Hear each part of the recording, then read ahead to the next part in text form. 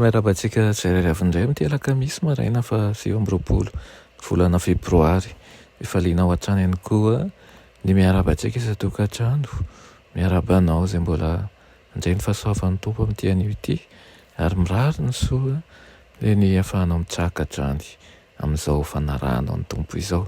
Alohan'ny dirantsika ny hamofonaina an'io dia hivavaka isika.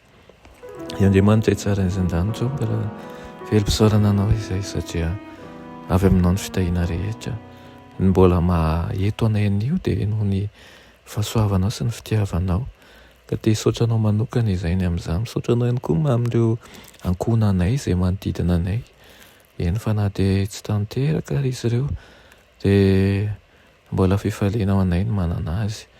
Mangataka aminao ihany koa tompo mba hanavao anay sy azy ireo ka ampita n'ilay fitiavana izay avy aminao any amin'ny hafana izay. Anaran'i Jesosy, amen. Raha teny mofinainantsika androany dia manao ny tombontsoan'ny fifandraisana mivantana amin'Andriamanitra.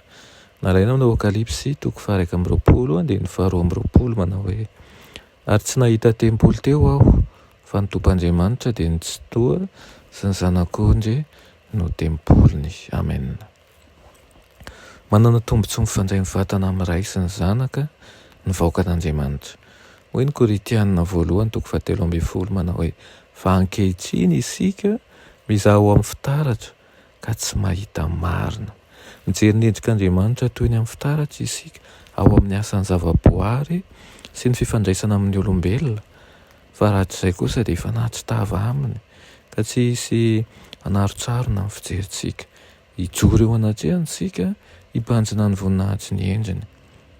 Azontsika tsoina amin'ilay anarana mamy hoe rainay na raintsika izy, izay mariky ny fitiavantsika azy sady maneho ny fiahiny sy ny fifandraisany amintsika. Ary tsy mahamenatra ny zanak'Andriamanitra ny hanao an'ireo mpandovan'ny fahasoavana hoe rahalahy, ny fitiavan'izay rehetra izay niampitatra amin'ny taranaka fara-mandimby tamin'ny alalan'ny fantson'ny fon'ny olombelona, ireo loharan'ny alemem-panahy rehetra izay nisokatra teo amin'ny fanahin'ny lehilahy sy ny vehivavy dia tena rerano kely fotsiny eo anatrehan'ny ranomasina tsy misy fetra, raha ampitahina amin'ny fitiavan'Andriamanitra izay tsy manampetra sady tsy mety ritra. Ny lanitra dia fanatonana tsy hankitsahatra an'Andriamanitra amin'ny alalan'i Kristy. Arakaraka ny hijanonantsika ao amin'ilay lanitra ny fahasambarana no hanehoana amintsika voninahitra bebe kokoa hatrany, ary arakaraka ny ahalalantsika an'Andriamanitra ihany koa no hitombohan'ny asambarantsika. Inona moa izany no fahasambaran'ny lanitra raha tsy ny mahita an'Andriamanitra? Inona no fifaliana lehibe indrindra ho an'ny mpanota izay voavonjin'ny fahasoavan'i Kristy raha tsy ny mahita ny tavan'Andriamanitra sy ny mahalala azy hoe rainy? Mampahery tokoa ny mibanjina azy amin'ny mason'ny finoana raha mbola eto mba hovana hanampitoviana aminy.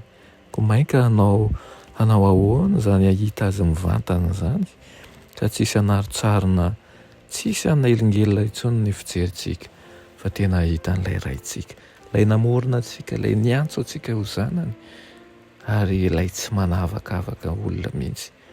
Izany no miandry antsika. Aoka ety dia efa hisantatra an'izany fifaliana izany.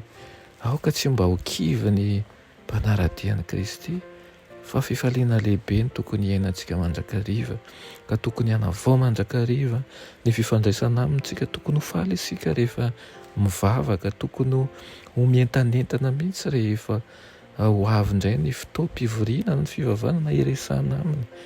Aoka hatsiaro hanana tombontsoantsika indrindra mifandray amin'ilay Andriamanitsika. Amen. Raha inay malala tsara indrindra mbola misaotra anao izay nohony amin'izany teninao izany. Misaotra Tompo izay mitaona anay mandrakariva, nifandray aminao, ianao ilay rainay, ianao ilay tianay. Dia ampitomboy ao anatinay ny fitiavanao mba hampirisika anay ihany koa hanao zavatra tsara sy zavatra marina araka ny sitraponao. Anaran'i Jesosy, amen.